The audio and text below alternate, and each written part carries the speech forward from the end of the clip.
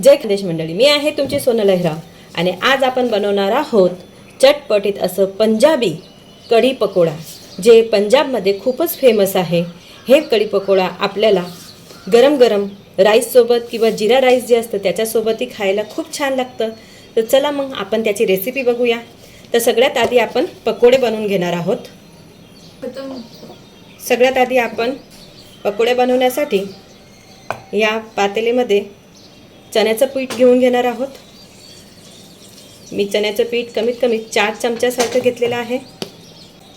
आता यामध्ये बेसन पीठमध्ये मी ओवा घेतलेला आहे। ओवा चुरून टाकायचे, असं छान हाताने थोडंसं चुरून घ्यायचं आणि टाकायचं। त्यानंतर हळद घालणार आहोत। आता यामध्ये आपण कस्तुरी मेथी घेतलेली आहे, तीही बारीक अशी चुरून घेणार आहोत।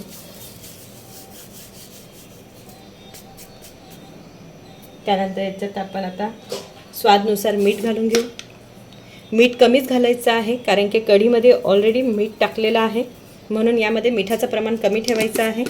आणि सगळ्यात शेवटी आपण यामध्ये घालणार आहोत बेकिंग सोडा। बेकिंग सोडा थोडासाच घालायचा आहे, चिमूटभर।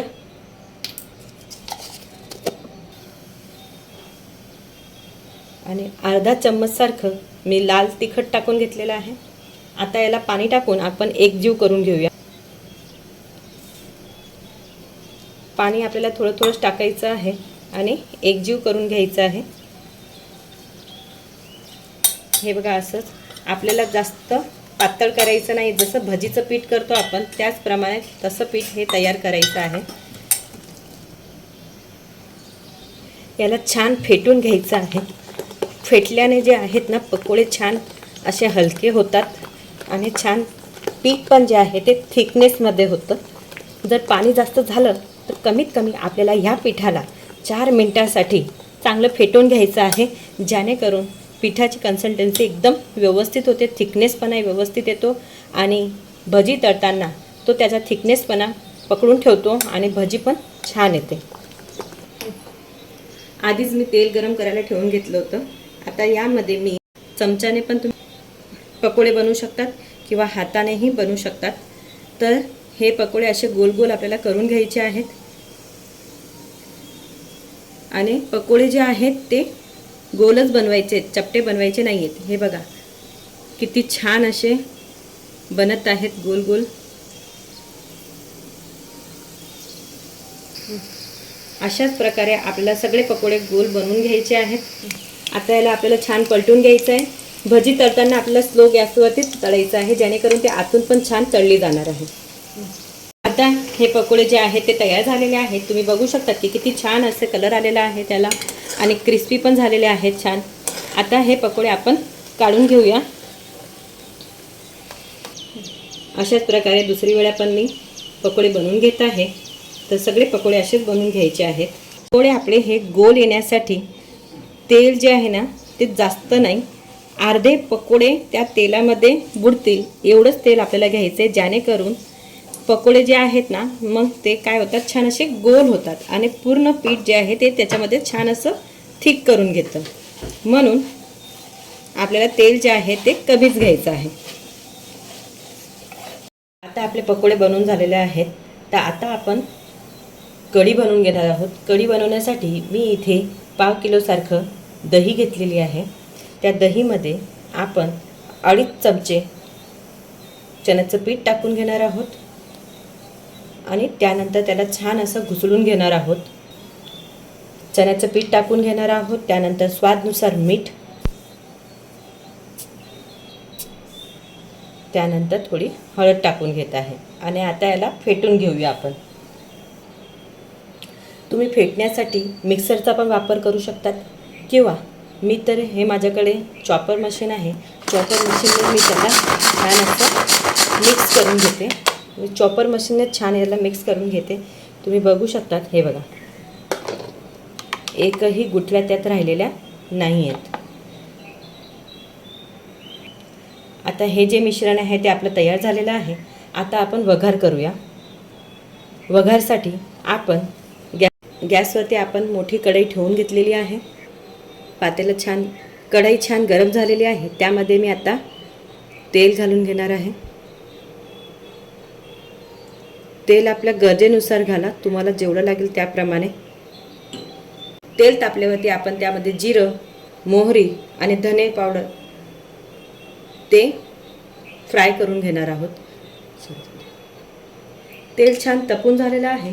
आता यामध्ये आपण अर्धा चमचा जिरं घालूया.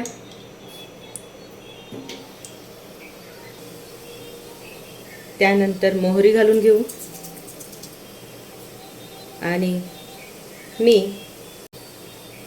अर्धा चमचासारखे हे धने, अख्खे धने जे होते ते थोडे कुटून घेतलेले आहेत, तेही आपण यामध्ये घालणार आहोत. त्याचाही एक छान असा टेस्ट येणार आहे. आणि कढीपत्ता घालून घेणार आहोत. त्यानंतर मेथीचे थोडे दाणे घालून घेणार आहे. मेथीचे दाणे आपण फ्राय करतानाच घालायचे आहेत, जेणेकरून त्याचा कडवटपणा दूर होणार.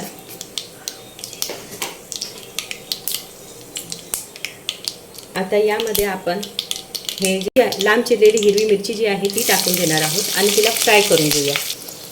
मिरची ही छान फ्राय झालेली आहे. आता त्यामध्ये आपण हे तयार केलेलं जे मिश्रण आहे ते घालून घेणार आहोत.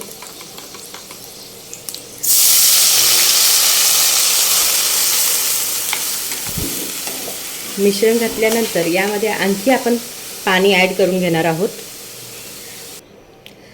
आता हे कढी जी आहे ती आपली झालेली आहे. याच्यात मी पाणी पण टाकलेलं आहे.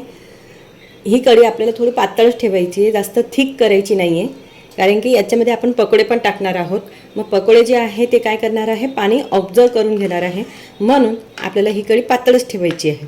आता हिला आपण छान अशी उकळी काढून घेऊया 5-1 मिनिटासाठी आणि त्यानंतर याच्यामध्ये आपण पकोडे टाकून घेणार आहोत.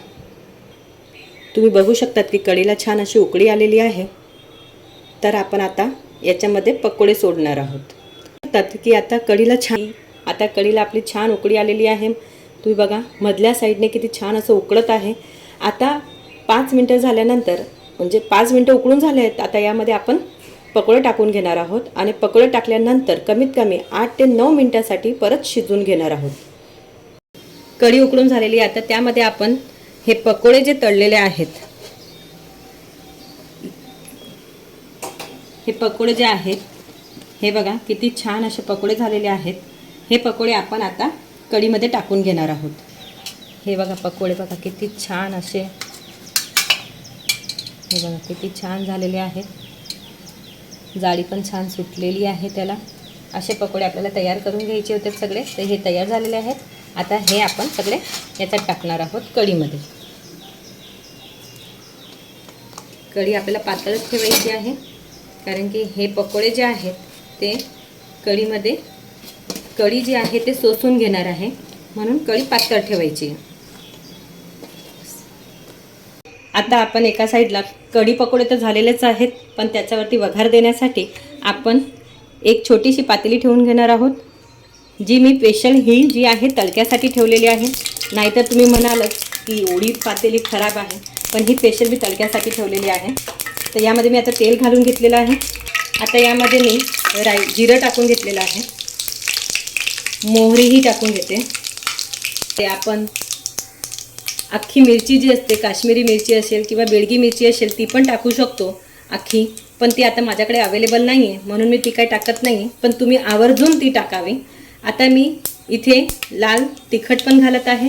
त्याला थोडंसं इथे फ्राय करून घेऊया आणि फ्राय झाल्यानंतर गॅस बंद करायचा आणि हेच कढीवरती आपण घालायचं आहे. याच्याने जो आहे ना स्वाद खूप छान येतो. हे बघा दिसायला किती सुंदर दिसत आहे. आता आपले हे कढी पकोडे तयार झालेले आहेत. आता मी इथे जिरा राईस पण तयार करून घेतलेला आहे. आता एका साईडला आपण जिरा राईस गरम गरम आणि एका साईडला आपण कढी पकोडे टाकून घेणार आहोत. वा काय छान दिसत आहे है ना. हे बघा असं तुम्ही गरम गरम हे जे आहे ना ते आपण जिरा राईस किंवा साधा राईस सोबतही खाऊ शकतात. झाली आपली ही रेसिपी तयार. हे बघा पकोडे पण काय छान मऊ झालेले आहेत. हे बघा लुसलुशीत झालेल्या. तुम्हाला माझी ही रेसिपी आवडली असेल तर नक्कीच तिला लाईक करा, फॉलो करा, शेअर करा आणि सबस्क्राईब करायला विसरू नका आणि कमेंट करायलाही विसरू नका. धन्यवाद.